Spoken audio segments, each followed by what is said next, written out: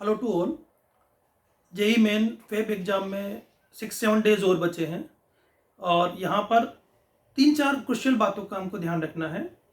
सबसे पहली इम्पोर्टेंट बात यह है कि ड्यूरिंग द एग्ज़ाम जब हम पेपर सॉल्व कर रहे हों तो ये ध्यान रखें कि पहले हम सिंगल ऑप्शन करेक्ट वाले क्वेश्चन करें, क्योंकि जो न्यूमेरिकल बेस्ड क्वेश्चन है वहाँ पर अब की बार रिस्क ये है कि एक तो 10 क्वेश्चन होंगे, तो 10 में से हमको 5 क्वेश्चन सेलेक्ट करने हैं, तो सिलेक्शन में हम थोड़ा सा मगअप कर सकते हैं लास्ट में। और दूसरी दिक्कत ये है कि जो न्यूमेरिकल बेस्ड क्वेश्चन है तो कैलकुलेशन में थोड़ा टाइम लग सकता है। तो हम 20 क्वेश्चन जो हमें सिंगल ऑप्शन करेक्ट क्वेश्चन करने हैं उन पे पहला कंसंट्रेट करें, ये जरूरी है, सो दैट कि 20 क्वेश्चन पे हम अपना पूरा टाइम पहले दे दें। बाकी 5 क्वेश्चन जो हमको करने हैं न्यूमेरिकल बेस्ड वो हम लास्ट में करें। दूसरा, केमिस्ट्री को ट्राई करें कि हम पहले करें, और साथ साथ एक चीज़ और ध्यान रखें कि केमिस्ट्री पेपर करते वक्त हम अननेसेसरी स्पीड बढ़ाने की कोशिश ना करें, क्योंकि हम नॉर्मली मैक्सिमम टाइम पे ये गलती करते हैं कि केमिस्ट्री में टाइम को कट करने की कोशिश करते हैं। केमिस्ट्री में हम 20 मिनट्स 25 मिनट्स में कट करने की कोशिश करते हैं टाइम को, और इस वजह से हमारा पेपर जो है बहुत जल्दी हम पढ़ने की कोशिश करते हैं क्वेश्चन को, और बहुत सारी चीज़ें मिस हो जाती है, 4 ऑप्शन को ढंग से नहीं पढ़ते। तो इस चीज़ को बड़ा ध्यान रखना है हमको कि केमिस्ट्री में अननेसेसरी हमें स्पीड नहीं बढ़ानी है, क्वेश्चंस को बड़े आराम से पढ़ना है। आराम से आपके क्वेश्चन 35 मिनट्स 40 मिनट्स में ये 25 क्वेश्चन आपके सॉल्व हो जाएंगे।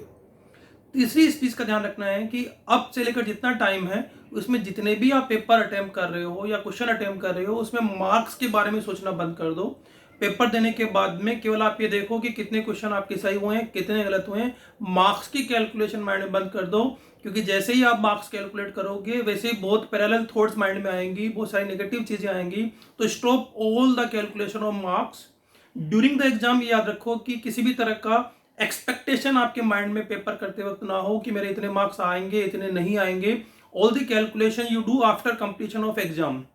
ड्यूरिंग एग्जाम आपको केवल एक ही चीज का ध्यान रखना है कि अपना टाइम मेंटेन करते हुए you have to try all the questions, क्योंकि जितने क्वेश्चंस आप ज्यादा कर पाओगे मार्क्स उसी के बेस पे होंगे।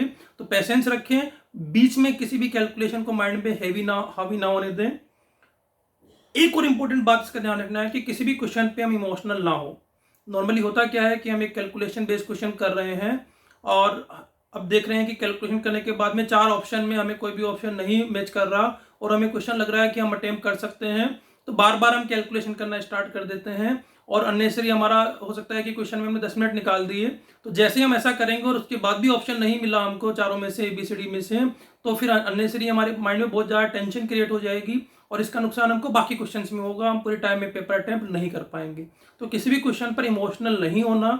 अगर एक ट्राई में या 2 ट्राई में हमको नहीं हो रहा तो leave it that question for that moment, और फिर उसको लास्ट में दोबारा उसको अटेम्प्ट करने की कोशिश करें। पर पहले जितने क्वेश्चन आपके हो रहे हैं आसानी से और ऑप्शंस में मैच करते जा रहे हैं, पहले फर्स्ट राउंड में उतने क्वेश्चंस करिए। इमोशनली हमें पेपर को नहीं करना, हमारे पूरे माइंडसेट के साथ पेपर करना है। Wish you all the best for this exam.